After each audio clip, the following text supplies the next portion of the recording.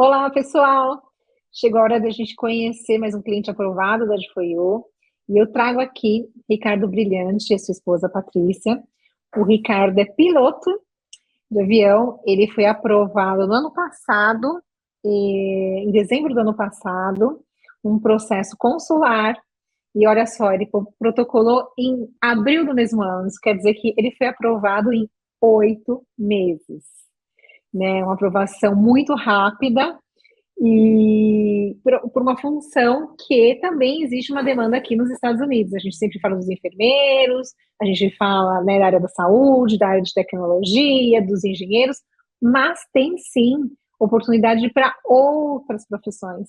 Então, eu apresento para vocês o Ricardo. Ricardo, Patrícia, obrigada por vocês terem vindo falar aqui com a gente, contar essa Obrigado, Paulo. experiência. E eu queria começar, Ricardo, você contando qual que é a sua experiência como um piloto para você ter sido aprovado no visto EB2NW. Tá ok. Então, vamos lá. Piloto, começando ali desde da vontade de ser piloto, que é desde criança, claro, né? Até o momento que eu fazia uma faculdade de engenharia, e sumariamente, é claro, a gente sempre faz uma questão mitológica, mas vamos sumarizar isso.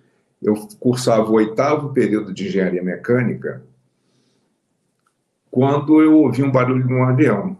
Eu sempre quis ser piloto. E aí eu falei assim, bom, eu tenho dinheiro para terminar essa faculdade, ou eu tenho dinheiro para arriscar a ser piloto. Aí eu resolvi arriscar, larguei a faculdade, literalmente larguei, né? Uhum. E fui correr atrás. Nós estamos falando ali na década de 80, e meus primeiros cursos foi em 88, no Rio de Janeiro, onde eu morava, eu residia, e concluí toda a minha formação de piloto básico que eu pudesse aplicar profissionalmente em 90. Em 1991 eu entro na Transbrasil, linhas aéreas, aonde naquela época a gente tinha a seguinte colocação mental: bom, existem 3 empresas aéreas no Brasil, Varig, VASP e Transbrasil. Quem era cultural, quem entrasse numa empresa aérea dessa se aposentava nela, né? Então, assim, eu nunca imaginei sair da Transbrasil, né? No entanto, a carreira de piloto, ela é basicamente, você está ligado diretamente com a língua inglesa, com o inglês, e ligado, na época, diretamente com os Estados Unidos, porque a gente voava a frota da Boeing, que é nos Estados Unidos. Então, toda a minha instrução inicial foi nos Estados Unidos, os simuladores foram nos Estados Unidos, e com isso começa um contato mais direto, né? Passei 10 anos na Transbrasil, e aí, como todas as empresas aéreas no Brasil, faliram, né? E a Transbrasil foi a primeira. E aí eu me mudo para uma outra empresa aérea, e depois vou voar na Embraer, né, que foi uma experiência fantástica, onde eu consegui abrir os horizontes. A gente voava para tudo quanto é lugar do mundo, né, entregava avião para tudo quanto é lugar do mundo. E com isso, esse intercâmbio cultural. Da Embraer, a Embraer é uma empresa de engenharia. Eu senti um pouco de falta da aviação comercial, a qual eu sempre quis, era sonho de criança, sempre ser piloto, e aí eu volto novamente para a aviação comercial na TAM, a Latam, antiga TAM, né? E ficamos lá, e mais uma vez, por problemas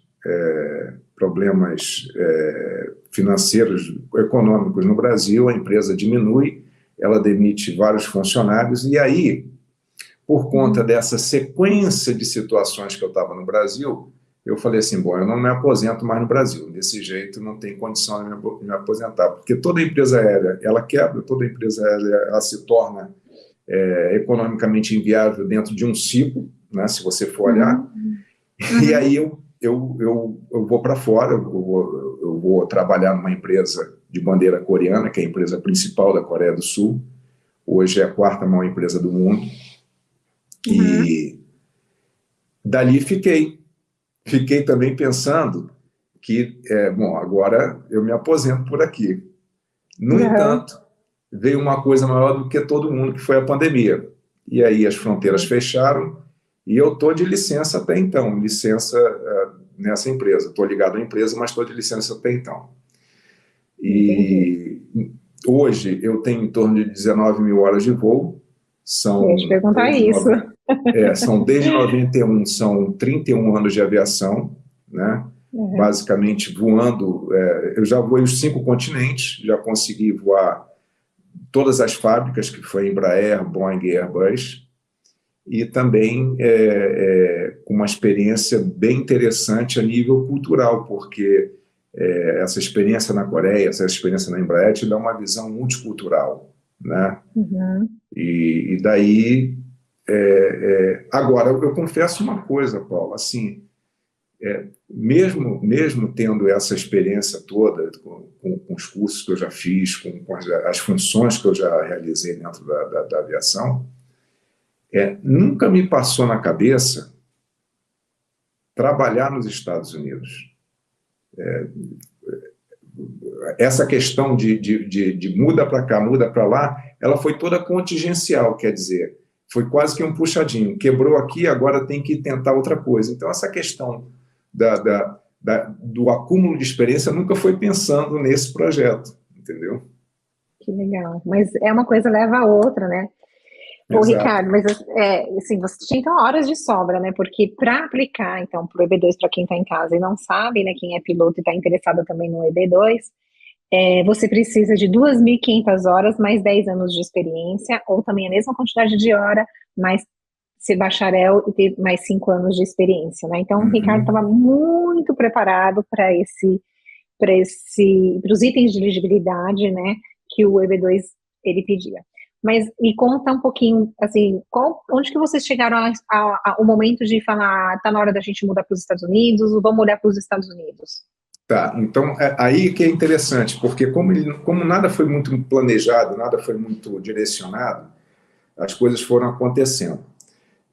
Tem um background também que eu esqueci de falar. Eu e a Patrícia, a gente nadou, eu não vou dizer profissionalmente, porque não se ganhava dinheiro à época. A gente tinha uma bolsa de estudos, na época, no Rio de Janeiro, na Universidade Gama Filho, uma universidade muito boa. Ela vem de Salvador, Bahia, e eu venho de Manaus. E vamos morar dentro da universidade, lá que a gente se conheceu, né? E por que eu estou falando isso? Porque, como nadador, na década de 80, a gente tinha alguns amigos que tiveram a experiência de se formarem como nadadores nos Estados Unidos. De estudar lá, né? Fazer a faculdade. Fazer a faculdade. Nadando. E nadando e se formando lá. Isso era uma coisa, um pouco diferenciada, assim, não era todo mundo que conseguia fazer isso. Mas para a gente, ali no campo da natação, era fantástico você imaginar que você pudesse nadar com grandes personalidades, com, né, universidades americanas, e aquilo ali ficou meio sedimentado lá no finalzinho do coração, né? Bom, casamos, constituímos família, passamos essas etapas todas, e, coincidentemente, a época que eu vou para a Coreia, ou seja, a época que eu estou mais disposto a poder fazer um intercâmbio, os meus filhos, eu tenho 3, né? Uma menina, que é a mais velha, e 2 meninos. Os 2 meninos fizeram natação e foram progredindo.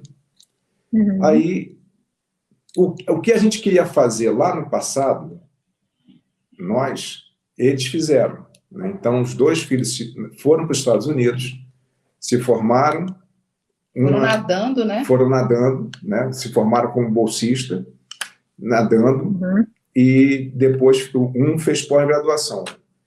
Aí o que acontece? Esse do meio é muito engraçado, porque esse do meio, desde que ele se entende como gente, ele fala que ele vai morar nos Estados Unidos.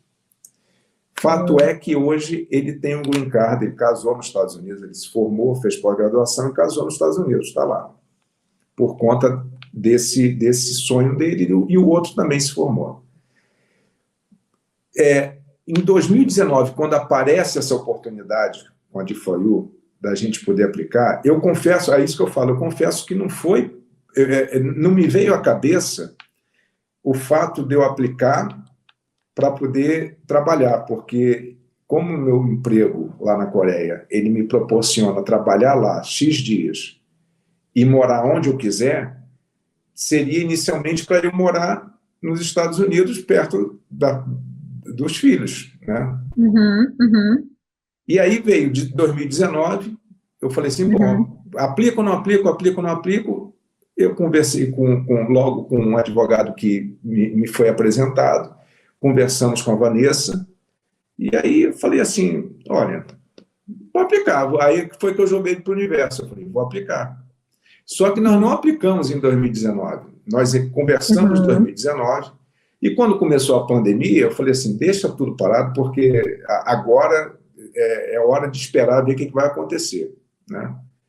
E aí, à época, eu trabalhava na Coreia e morava em Portugal, para não cortar caminho. A pandemia veio, parou todo mundo, fechou a fronteira, eu falei assim, eu vou voltar para o Brasil.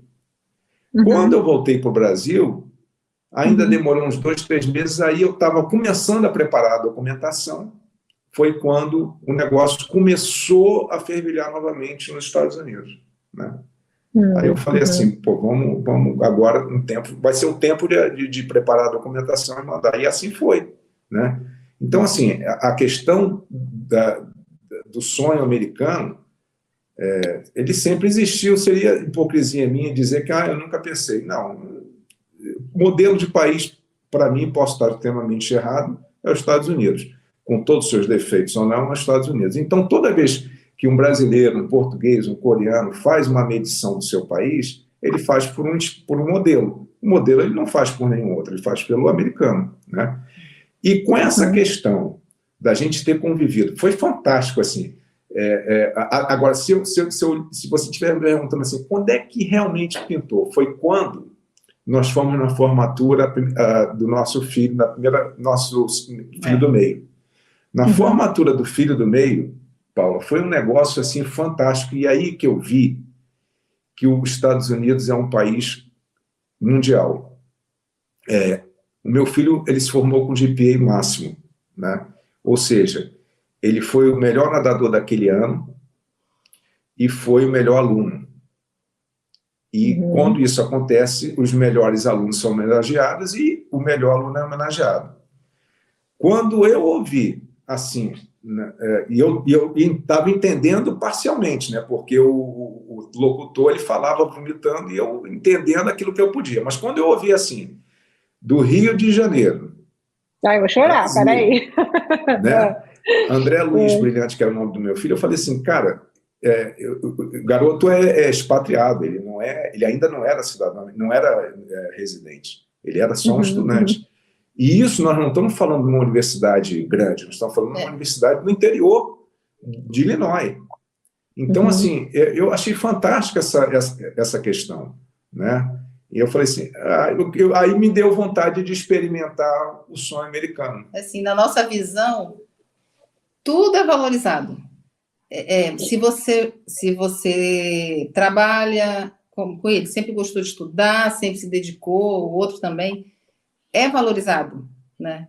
E isso é valorizado não é só no momento do esporte, não. Ele leva para a vida dele profissional. O fato dele ter sido um capitão de time, um nadador, né, valorizado, né, um bom nadador, e a nível acadêmico também ele recebeu prêmio, né? Isso é muito gratificante, né? Se é para a gente, imagina para ele. Isso é muito bom. E aí, a partir daí... Eu consigo imaginar a cena aqui, por isso que eu comecei a ficar emocionada. Não, você não tem ideia. Você não tem ideia. Foi uma experiência para a gente foi uma coisa que eu não esperava. E aí, esse negócio começou a fervilhar, né? Começou a aparecer. Mas eu achava também... Eu achava que ia ser na hora certa, no momento certo, né? Se tivesse que ser. Não foi uma coisa que me criou essa ansiedade. Tanto não foi que a recepção da notícia foi extremamente Não, eu não surpresa sabia para nem mim. que vocês estavam na tela, nem vi, porque eu estava sem óculos. Eu olhei assim, Não, que mas legal. a gente ficou de cantinho, a gente ficou de cantinho, a gente ficou de cantinho. Mas a gente, eu fiquei normalmente, assim, quando liga, a gente fica de cantinho. Aham. eu acho que vocês ficam, no momento, para vocês, é muito mais, a emoção é muito maior, né? E a gente fica, demora um tempo para cair a ficha. Eu vou contar para quem está em casa, né, que a gente começou a conversar um pouquinho antes de gravar, e o Ricardo contando, né, que ele não caiu a ficha dele muito quando ele soube da notícia que ele tinha sido aprovado, e ele esperava que depois o aprovado que a gente estava avisando para ele não era o aprovado, né? Isso aí. E aí eu falei, não, vamos gravar porque a gente está perdendo aqui os melhores momentos da nossa conversa. Mas ele foi, pensa, né, aprovado em 8 meses, né? É um prazo muito curto, né? E eu imagino que a gente pegou vocês no susto mesmo. Eu gosto de pegar assim no susto, né? Mas, né? Pegou de verdade. Não, até porque assim, é muito disse, vocês dão um prazo, né? Um prazo aproximado. Então a gente aplicou em abril. Que era bem maior, que está bem maior. Que um ano a gente já estava colocando assim, 1 ano e meio. Teve alguma coisa, pandemia. Exato, vai aumentar. Então, para a gente realmente aumentou. Foi uma surpresa. Gente, é um presente. Digamos que vocês ganharam um presente. Não, aí é que tá, porque, exatamente, foi no dia 17 de dezembro, tinha acontecido várias boas notícias, assim. Os meus filhos, eles vieram passar o Natal comigo, a gente estava nesse apartamento que a gente estava aguardando voltar, várias situações até de boas notícias de retorno de situação de emprego e tal. Então, assim, foi 2 dias que eu tive que saber gerenciar as boas notícias. A questão da aprovação, eu gerenciei durante dias, né? Dizem assim, às vezes quando você quer trocar, quando você tem algum pensamento negativo, né? Diz que a melhor coisa que tem é você trocar esse negativo pelo positivo. Hoje, a coisa que eu mais faço é trazer aquele sentimento do dia, porque foi uma coisa que eu não vou esquecer o sentimento. Exemplo, se alguém já teve filho, vai entender o que eu estou falando. O dia que nasceu teu filho, você está falando agora, você está respirando esse dia. Esse dia da aprovação, eu vou respirar durante o resto da minha vida. Foi assim como... foi a cereja do bolo para fechar o ano. Para fechar o ano. Foi... Que bom! Foi muito bom. Foi muito bom, realmente. Que bom. Aí depois você começa a ficar assim na preocupação, né? Quando que vai ser? Depois na calma. Vamos passar os próximos passos. Os próximos... Vocês respiraram durante 8 meses, agora vocês estão com pressa. Exato. Só 8 meses. Ô, Ricardo, me conta uma coisa, como é que foi a construção desse pleito? Como que você achou a D4U, né? Na verdade, eu nem te perguntei isso. Como é que você encontrou a D4U?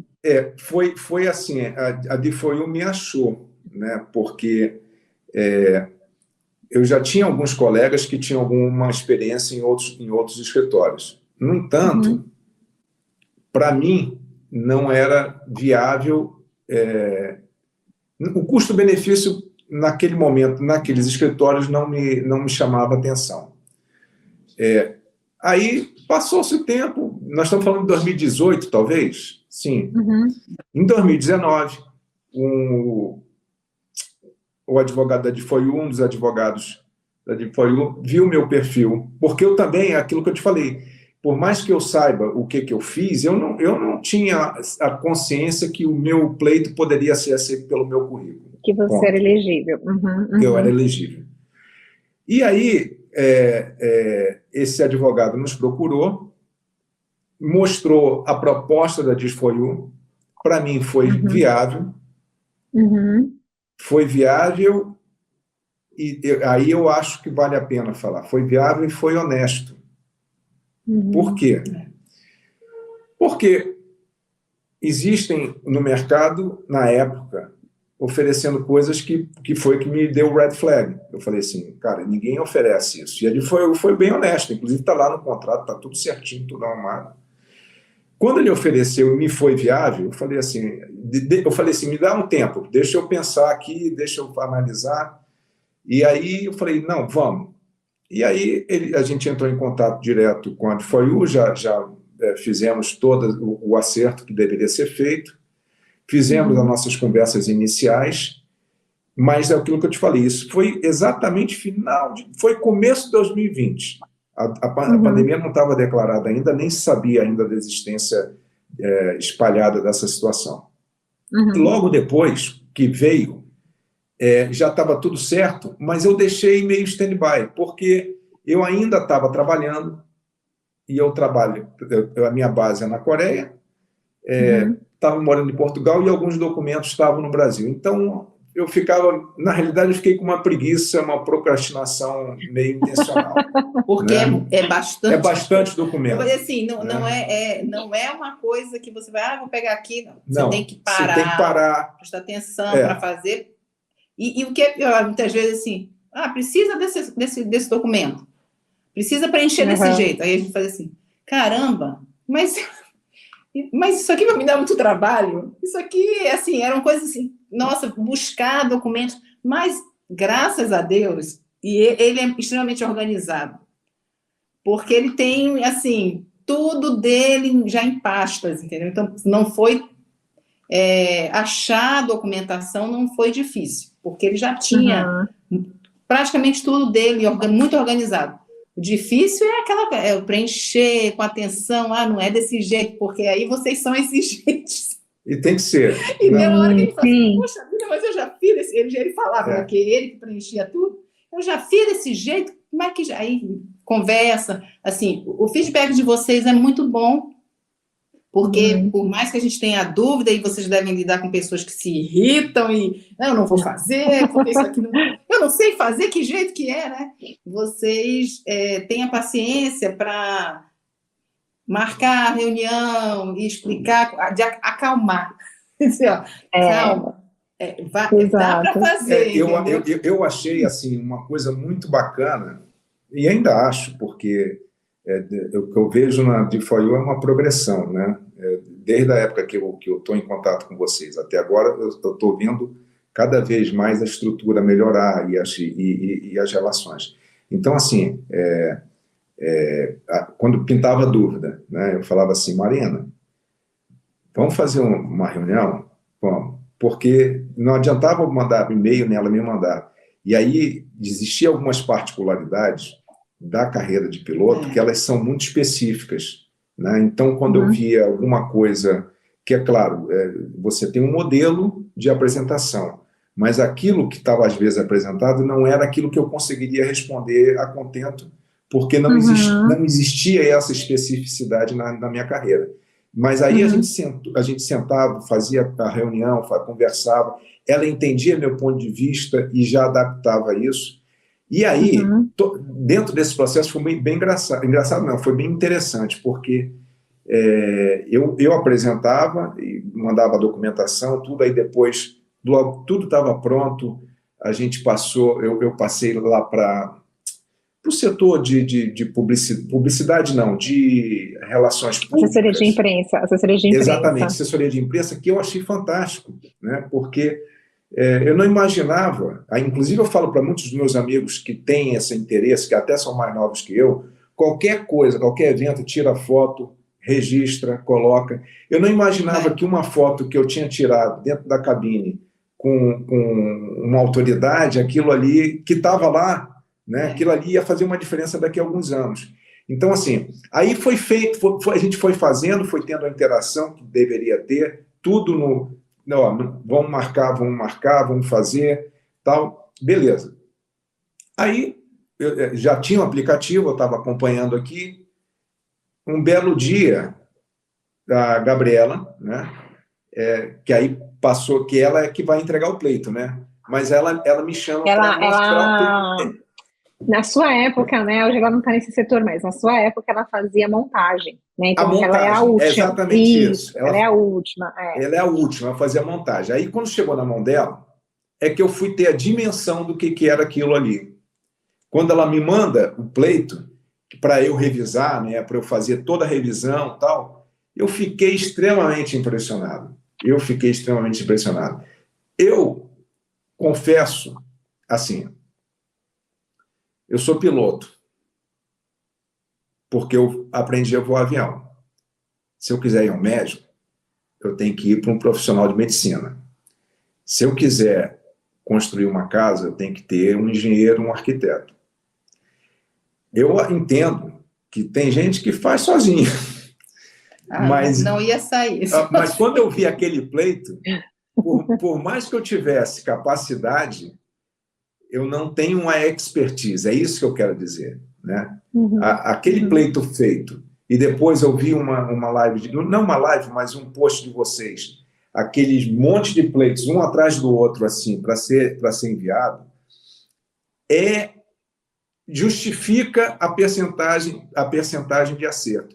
Porque eu não me esqueço nunca mais, quando a gente estava conversando, as colocações disso aqui, como é que entra isso aqui e tal.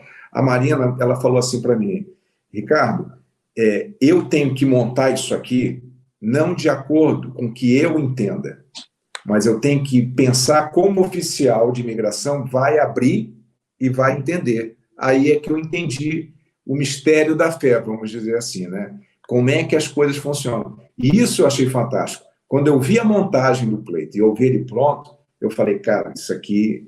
Aí eu vou dizer para você assim, valeu quanto pesou. Né? Que bom!